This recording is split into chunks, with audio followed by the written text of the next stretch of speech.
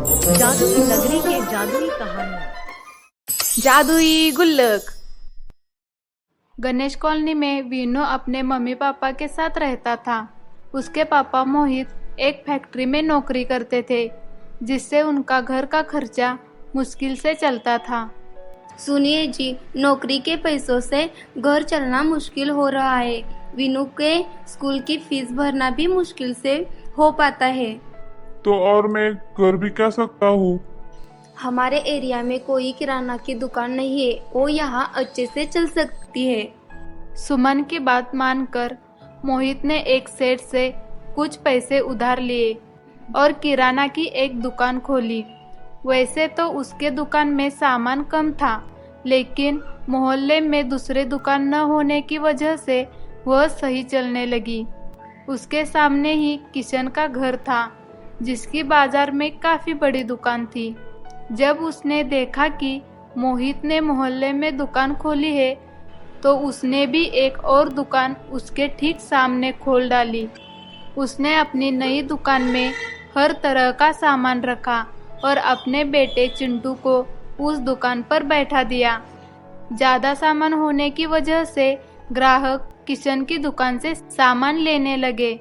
इस तरह जो थोड़ा बहुत मोहित कमा रहा था, वो भी उससे छीन गया। रात के टाइम जब किशन अपनी दुकान से वापस आकर नए दुकान पर आया, तो मोहित उससे बात करने पहुंचा। किशन भाई, आपके बाजार में बहुत अच्छी खासी दुकान है। मैं तो मोहल्ले में अपनी दुकान सिर्फ घर चलाने के लिए खोला हूँ। आपको यहाँ दुकान खोलने की क्या जरूरत थी? बस एक्स्ट्रा इनकम की वजह से खोली है। अगर तुमको अपनी दुकान अच्छे से चलानी है तो तुम भी इसमें अच्छे पैसे लगाओ, लेकिन मैं अपनी दुकान बंद नहीं कर सकता। यह सुनकर मोहित अपना उदास मुंह लेकर घर चला गया। घर जाकर उसने सुमन और वीनू दोनों को इस बारे में बताया। बेटा वीनू, दुकान में जो भी बचा हुआ राशन है उसको बेचने के लिए कल तुम दुकान पर बैठना। मैं फिर से नौकरी करने फैक्ट्री जाऊंगा, तब सारा राशन खत्म हो जाएगा, तब हम दुकान बंद कर देंगे। अगले दिन वीनू दुकान पर बैठ गया और मोहित फिर से फैक्ट्री चला गया। वीनू ने देखा कि चिंटू महंगे दामों में सामान बेच रहा है और ग्राहक भी मजबूरी से आकर उसकी मनमानी बर्दाश्त कर रहे हैं। हे भगवान, हमारी दुकान में सामान होता तो हम तो उसका कोई गलत फायदा नहीं उठाते। तभी एक गरीब कुम्हार चिंटू के दुकान पर आया। बेटा, सुबह से मेरा एक भी गुल्लक नहीं बिका है और मुझे भूख भी लगी है। क्या तुम एक गुल्लक खरीद कर मुझे कुछ खिला सकते हो? मुझे गुल्लक नहीं चाहिए। अगर आपके पास पैसे हो तो बात कीजिए, वरना आप चले जाइए। यह सुनकर कुम्हार वहां से चलकर वीनू की दुकान पर आया। बेटा, मेरा एक गुल्लक खरीद कर क्या उसके बदले मुझे कुछ खिला सकते हो? वीनू को कुम्हार पर दया आ गई। मुझे कुछ नहीं चाहिए, लेकिन मैं आपको खाने के लिए जरूर दे सकता हूँ। लेकिन बेटा, मेरे पास पैसे नहीं हैं। कोई बात नहीं, लेकिन मैं आपको भूखा नहीं जाने दूंगा। वीनू ने कुम्हार को ब्रेड खाने के लिए दिया और साथ ही दूध भी दिया। कुम्हार का पेट भर गया। वीनू को ये देख अच्छा लगा। बेटा, तुम बहुत दरिया दिल इंसान हो, इसके लिए तुम्हें इनाम जरूर मिलेगा। कुम्हार ने वीनू को इनाम में एक गुल्लक दिया। बेटा, इस गुल्लक में हर रोज एक 10 का सिक्का डाल देना और जिस दिन तुम इस गुल्लक को फोड़ोगे तो ये गुल्लक अपनी जादू दिखाएगा।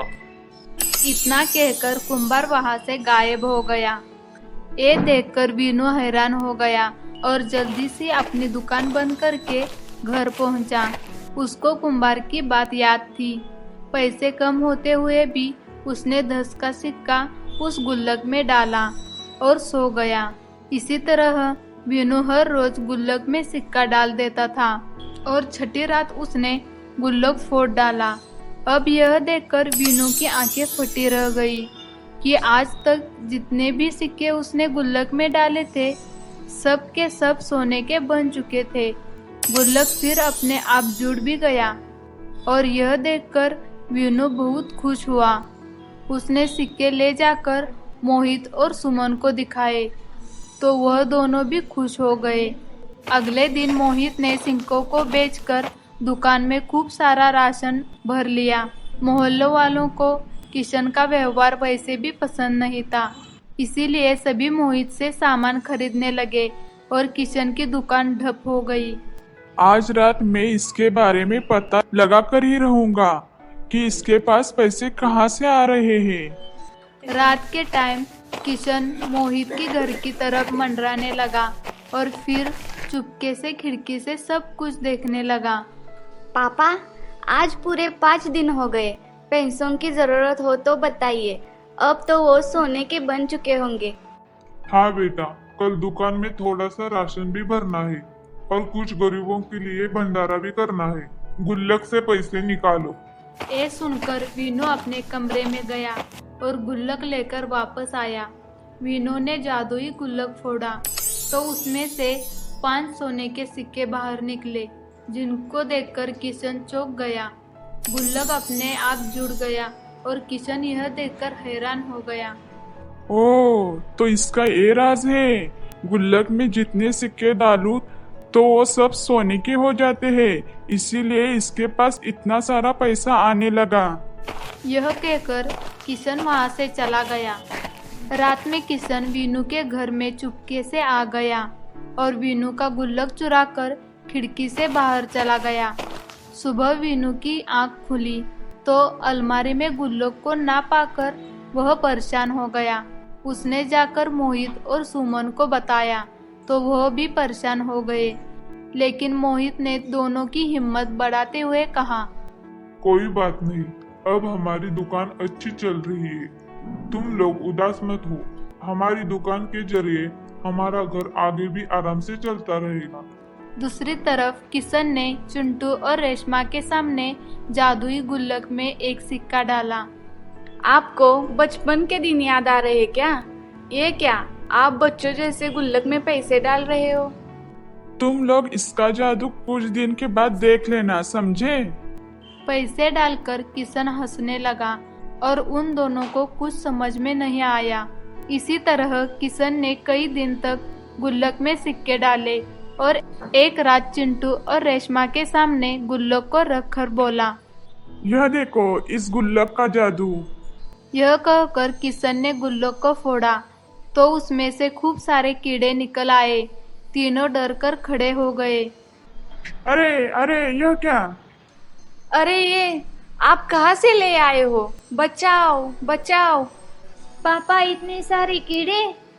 किशन ने टूटे गुल्लक को उठाया और भागा भागा मोहित के घर गया। ए लो अपना गुल्लक, बाहर कूड़े में गिरा था। यह कहकर किशन ने गुल्लक दिया और भागा भागा वहां से चला गया। उसके जाते ही गुल्लक अपने आप जुड़ गया और तीनों यह देखकर खुश हो गए। पापा, इसका मतलब है कि गुल्लक अंकल ने ही चुराया था। हाँ, सही कहा, लेकिन यह गुल्लक भगवान ने तुम्हारी दयालुता से खुश होकर तुमको दिया था, तो कोई दूसरा इसका इस्तेमाल कैसे कर सकता है? ये कहकर मोहित, सुमन और वीनू हंसने लगे। किशन ने अपनी दुकान हमेशा के लिए बंद कर दी और फिर मोहित की दुकान हमेशा के लिए अच्छी चलने लगी। जादुई गुल्लक अभी भी वीनू के पास है और जब भी उसको जरूरत होती है वीनू उससे सोने के सिक्के निकाल लेता है।